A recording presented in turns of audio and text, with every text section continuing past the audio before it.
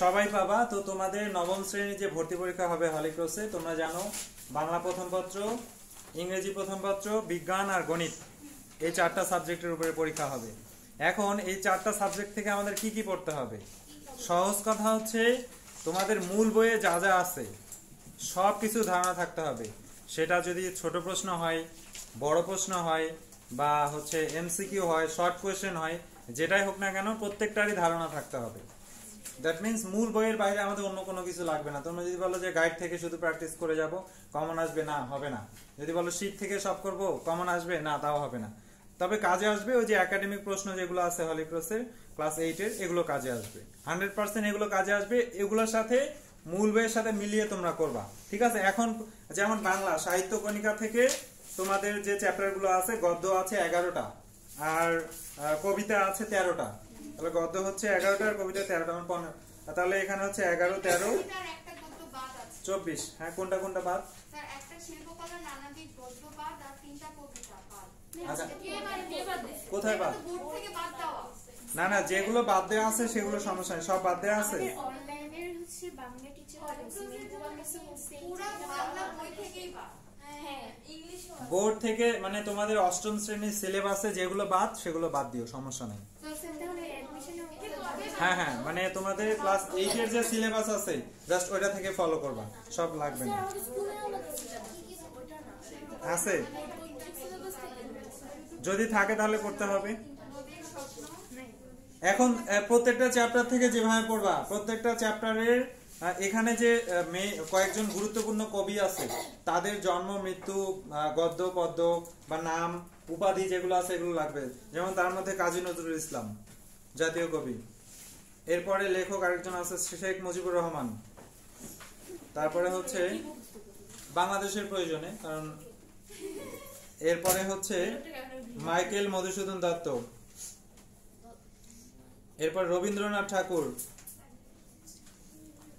জীবনানন্দ দাশ, জসিম উদ্দিন। এই 6টা হচ্ছে খুব বেশি গুরুত্বপূর্ণ, মানে এই 6 জনের জীবনী তোমাদের জানতে হবে মূল বই থেকে, বাংলা, ঠিক আছে, প্রথম পত্রে। আচ্ছা, এটা গেল কবি পরিচিতি পাঠ, বাকিগুলো কম গুরুত্বপূর্ণ, এগুলো দেখতে হবে, তবে এগুলো হচ্ছে মোস্ট ইম্পর্টেন্ট, মানে যদি আসে এগুলো থেকে আসবে। আচ্ছা, এরপরে আসি তোমাদের যে প্রত্যেকটা গদ্য আর পদ্য আছে, এগুলো থেকে গদ্যের ক্ষেত্রে যেটা করতে হবে, প্রত্যেকটারই মূল ভাব জানতে হবে, মূল চরিত্র জানতে হবে, গল্পের নায়ককে, নায়িকাকে, তাদের ক্যারেক্টার কি, তাদের কোনো বৈশিষ্ট্য আছে কিনা, তারা কি করেছে বা কি বলেছে প্রত্যেকটা গল্পের ক্ষেত্রে, এগুলো তোমাদের জানতে হবে। ক্লিয়ার? আচ্ছা, এরপরে তাহলে গদ্যের ক্ষেত্রে সব এভাবে তোমাদের পড়তে হবে। হ্যাঁ,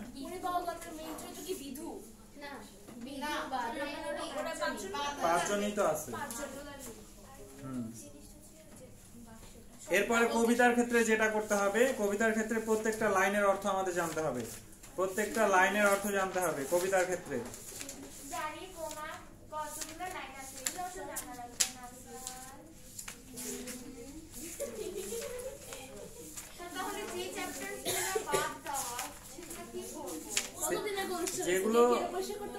যেগুলো ক্লাস 8-এর সিলেবাসে নাই এগুলো বাদ দিবা, সমস্যা নেই।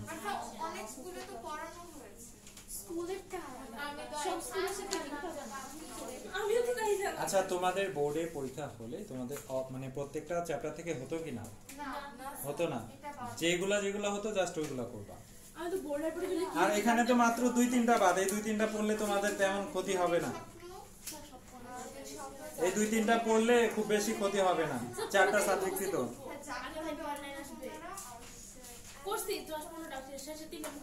কবিতার হচ্ছে প্রথম লাইন, এর পরবর্তী লাইন, এগুলো ধারণা থাকতে হবে, মানে তুমি যেন প্রশ্ন থেকে বলতে পারো যে এটা হচ্ছে প্রথম লাইন, তাহলে পরবর্তী লাইনটা কি হবে, ঠিক আছে? এটা জানা লাগবে।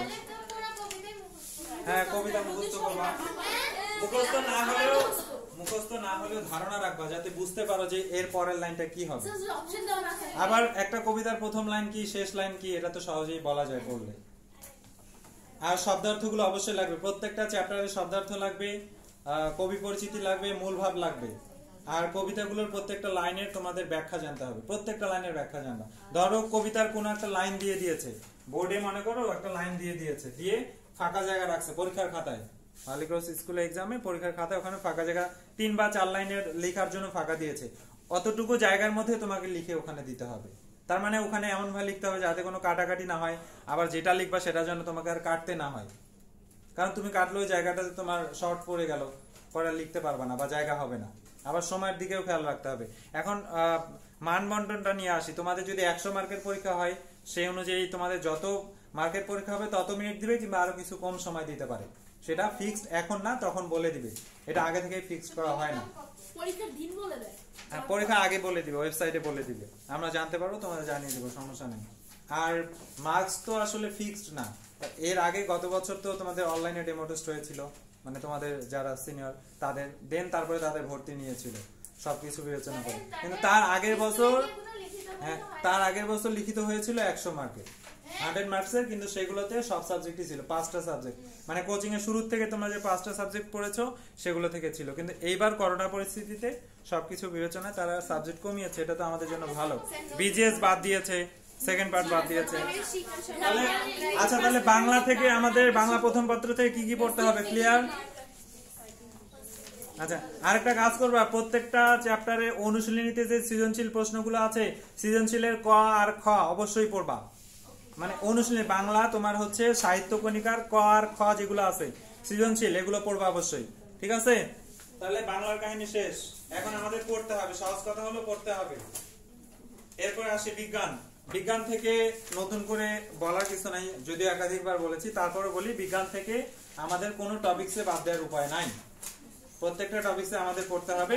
কিন্তু বিজ্ঞান থেকে আমাদের শর্ট কোয়েশ্চেন ক আর খ এর জন্য যেগুলো আছে এগুলো বেশি বেশি পড়তে হবে। ক আর খ এর জন্য যেগুলো আছে এগুলো পড়তে হবে। যেমন প্রথম অধ্যায় থেকে বৈশিষ্ট্য আছে, উদাহরণ আছে, এরপর এখানে বেশ কিছু ক্রিয়া বিক্রিয়া আছে, যোজনী আছে, সংকেত আছে, তারপর ম্যাথমেটিক্যাল কিছু টার্ম আছে না বিজ্ঞান থেকে, এইগুলা বেশি বেশি করে করতে হবে। আর থিওরি গুলো করতে হবে, বাট ম্যাথমেটিক্যাল টার্ম যেগুলো আছে, মান নির্ণয়, ওই যে যেমন আজকে তোমরা মহাকর্ষ অভিকর্ষ থেকে করলা, এরপরে তোমাদের রাসায়নিক বিক্রিয়ার কিছু ম্যাথ আছে না, কেমিস্ট্রি, এগুলো লাগবে, সংকেত গুলো লাগবে। এরপর হচ্ছে পারমাণবিক যে পর্যায় সারণী আছে, এটার প্রথম 20টা যে মৌল আছে এগুলো জেনে রাখবে। সব তো পড়তে হবে, কিন্তু তারপরও যেগুলো মোস্ট ইম্পর্টেন্ট সেগুলো আগে বললাম, এগুলো পড়তে হবে।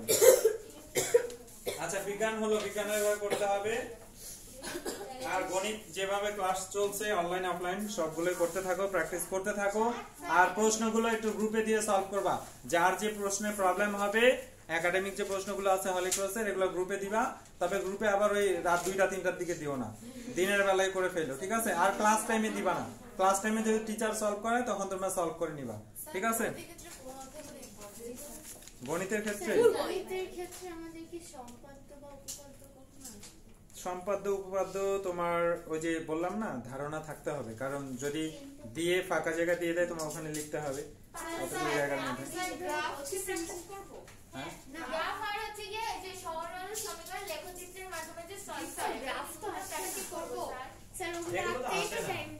এগুলো আসে না, তারপরও এগুলো তো হচ্ছে তোমাদের প্র্যাকটিস করতে হবে।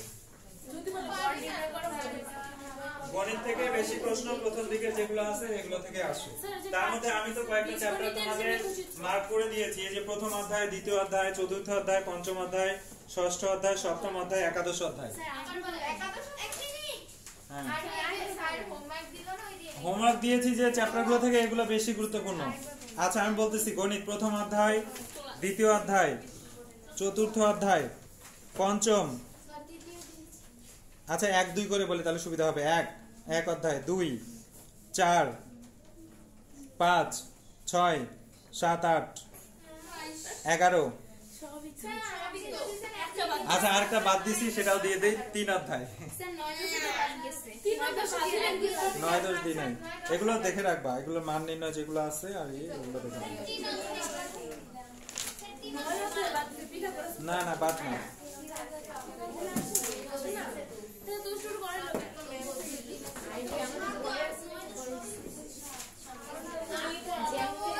পরীক্ষা তো তোমাদের 26 তারিখ, আছে মাত্র কয়দিন। আজকে কয় তারিখ? আজকে কত তারিখ?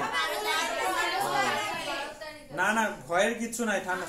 তোমরা যা পড়তেছো সেগুলো থেকেই কমন পাবা। আমার কথা শোনো, তোমরা এখন যেভাবে হোমওয়ার্ক করতেছো, যেভাবে ক্লাস করতেছো, বিলিভ তোমরা সবই কমন পাবা। জাস্ট একটু মনোযোগ দাও, আর যেভাবে পড়তেছো এইভাবে পড়তে থাকো, কোনো সমস্যা নাই। নির্ভয়ে পরীক্ষা দাও, সবার কমন আসবে ইনশাআল্লাহ, কোনো সমস্যা নাই। ঠিক আছে, কোনো টেনশন করবা না, হয়ে যাবে, এত চিন্তার কিছু নাই। টেনশন আমার হোক, তোমাদের টেনশন না হোক। আচ্ছা, এরপরে হ্যাঁ হলিক্রসের পিছনে দাঁড়িয়ে থাকবো পরীক্ষার সময়, সমস্যা নাই।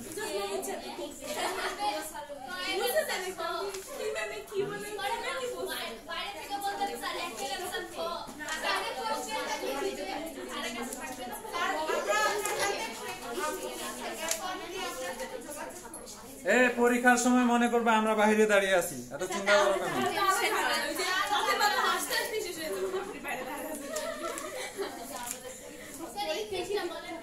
এই যে ইংরেজি, এবার আসে ইংরেজিতে। ইংরেজির ক্ষেত্রে তোমরা ওয়ার্ড মিনিং করবা, সিনোনিম অ্যান্টোনিম যেগুলো হয় সেগুলো করবা। আর হচ্ছে এখানে দেখো তোমার এখানে কিন্তু বলা আছে। আচ্ছা আমাকে বলো তো, এই যে যেমন 25 পৃষ্ঠা এখানে আছে কমপ্লিট দ্য ফলোইং সেন্টেন্স, এখানে আছে if we are healthy comma we dash. এখন এই যে বাক্যটা দিয়েছে এটা কোথা থেকে দিয়েছে? প্যাসেজ থেকে দিয়েছে। হ্যাঁ, প্যাসেজ থেকে দিয়েছে।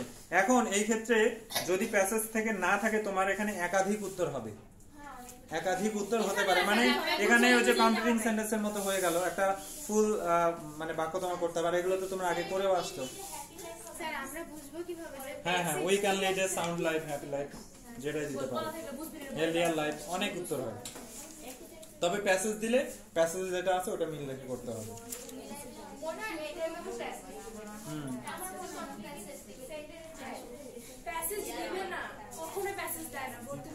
প্যাসেজ আসলে কম আসে, সম্ভাবনা কম। যাক, তারপরও তোমাদের সব আইডিয়া থাকতে হবে প্যাসেজ। আর মোটামুটি যে প্যাসেজ ইউনিট গুলো দিয়েছি না, কোন কোন ইউনিট দিয়েছিলাম আবার বলবো? কোন কোন ইউনিট? এখানে তো দাগানো নাই, লেখা আছে কার কাছে কোন কোন ইউনিট কোনটা। এই যে এগুলো নাকি, এটা কার বই? এই বইটা কার? এগুলো এগুলো এগুলো বলেছিলাম।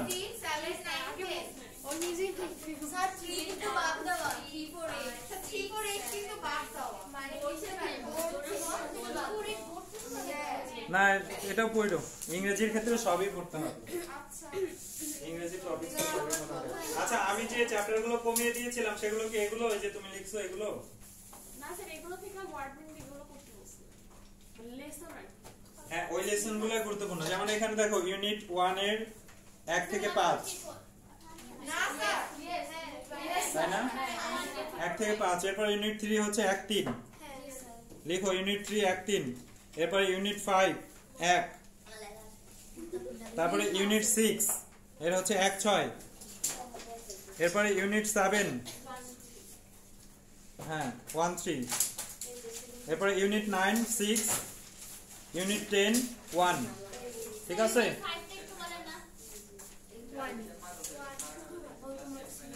আর 2 মিনিট।